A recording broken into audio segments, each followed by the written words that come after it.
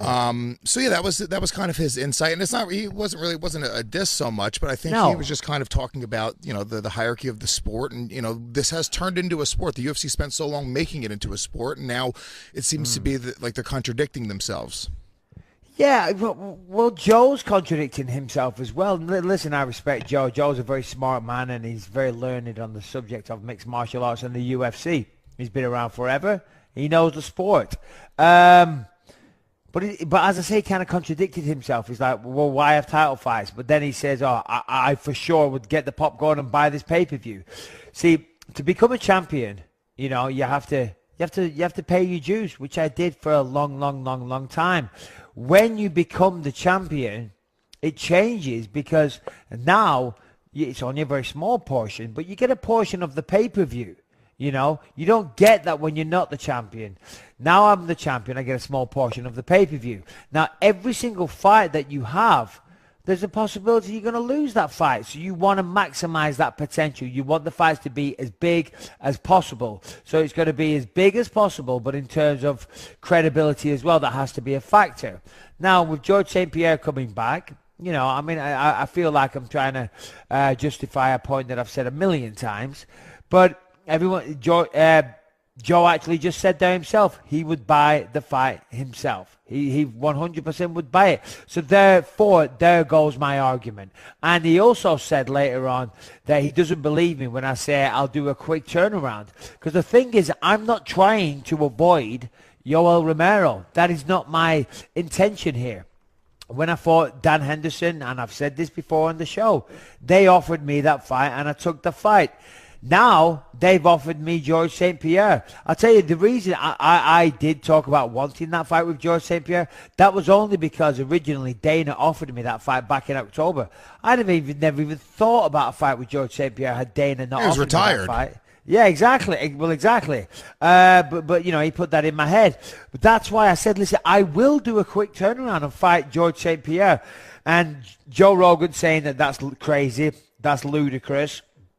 Well, actually, it's not. It's not crazy. It's not ludicrous. And it's not beyond the realms of imagination because George St. Pierre, in many ways, is the perfect warm-up fight for Yoel Romero because they've got very similar styles. Yes, Yoel is bigger and Yoel hits harder, but they're both got fantastic wrestling. They're both shorter guys than me. There is many similarities. They're both hard to understand. They're both hard to understand, and slowly but surely both turning into cocksuckers. So,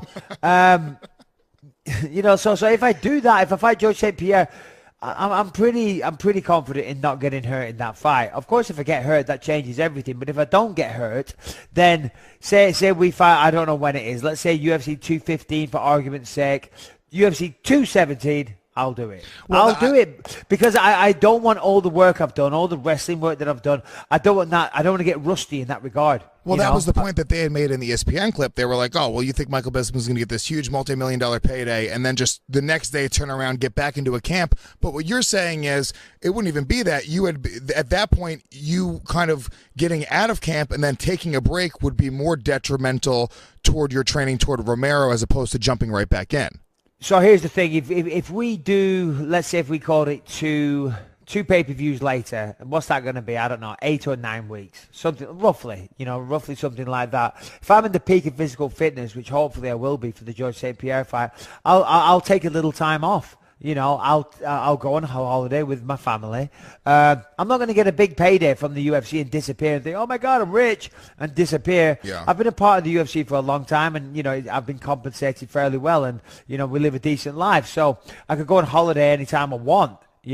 I'll take a little time, a little vacation with the family because it will be summer, hopefully, and then I'll ease back into the training, and I'll keep the momentum going. I'll keep the wrestling practice, the jiu-jitsu, and all the work that I did for the GSP fight. I'll keep that going. I'll keep it fresh in my mind, and then fight Yoel. That would be the perfect scenario. Of course, unless I get injured, which I don't think I will.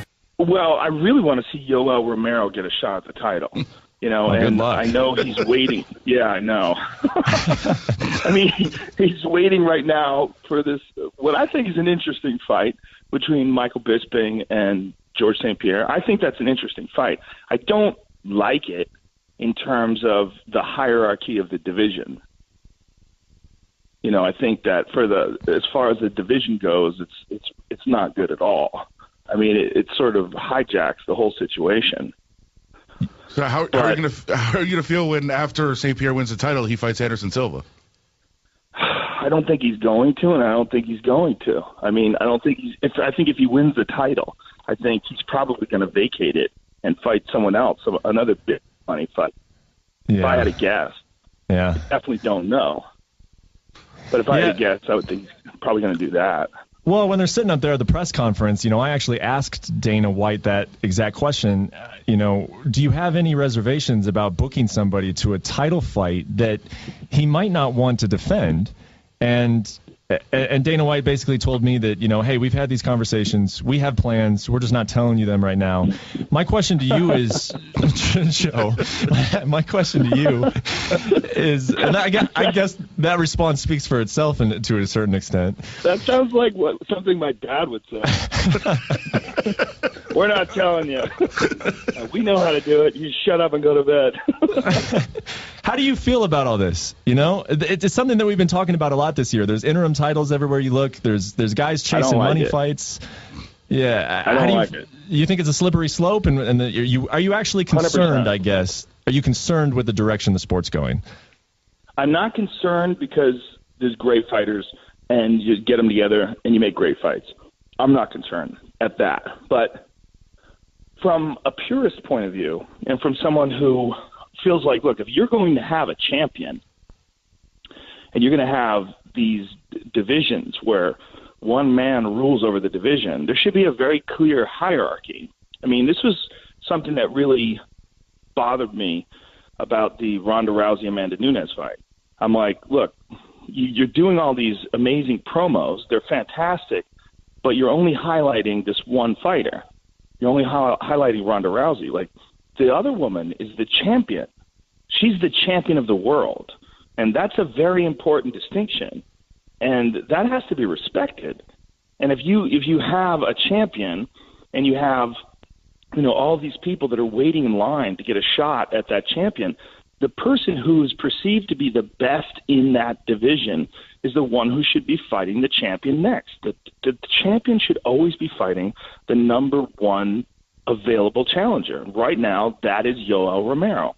Yeah. I get that George St. Pierre's come back, and I get that Michael Bisping feels like he deserves a big money fight, and I agree with him. Michael's had a long career in the UFC, and he's a great fighter, and against all odds, became the UFC middleweight champion on a very short notice fight against a guy who had already beat him in the first round, and Luke Rockhold, and winds up knocking him out. All props to him. Comes back, he defends against Dan Henderson. Beats him in a decision. Good for him. It's great. I think I see Michael Bisping's point that he deserves that big money fight. Yeah. But as a person who deeply respects the position of champion, I think if you're gonna do this whole interim title thing, and you're gonna have guys come back after being out of the sport for 3 years and get a shot right at the title, why have championships at all? Ooh, I swore. What happens when you swear? You guys have a beeper over there? Yeah, we got. You'll beep there. All right. My apologies. I guess so used to doing podcasts. But why have a champion at all? It just set up great fights. And if you're just setting up great fights, well, that's a great fight. Yeah. Bisping versus GSP is a great fight. But if you're going to have a title, this is the champion of the world, then the champion should be defending his title against the number one challenger in the world. And that right now is Yoel Romero. But 100%. More people by far know who George St. Pierre is and Yoel Romero, so Michael Bisping will make more money. It's a lucrative fight for George St. Pierre to come back to. I think WME and whatever this, what do they call the company now? Do they still call it Zuffa? I should probably know this, huh? I work for them. What does your check say when you get it? I don't look at it. Yeah, I think it's Zuffa. I think he's got direct deposit on that. Yeah, I'm busy, but I think that look, there's two ways I look at it. One, I look at it like, man, I can't wait to see what happens. George St. Pierre versus Michael Bisping. Yeah, I'm down. If that was on pay-per-view, 100% I would buy that. Yeah. Like if I was just sitting at home and you told me that Bisping was going to fight George St. Pierre tonight, I'd be like, all right. This is great. Get the popcorn. Let's get the party started. But when it comes to someone who respects the position of champion, well, the champion should really be fighting the number one challenger. And, you know, Michael says that he's going to fight George, and then 6 weeks later he said he'll be ready to fight Yoel Romero right afterwards. But I wouldn't believe that. That was Yoel Romero. When was the last time anybody ever did that? Has anybody ever defended the title against a former world champion and an all-time great, and then 6 weeks later defend the title again? I mean, come on, get out of here. I'm sure that Michael Bisping is going to get the biggest payday of his career and want to hop right back into camp for a guy like Yoel Romero. That seems very reasonable to me. I see him drunk in Vegas and those in like an English flag underwear, you know, having a great time. Yep. I think he's going to make a giant payday, and that's good for him. I get it.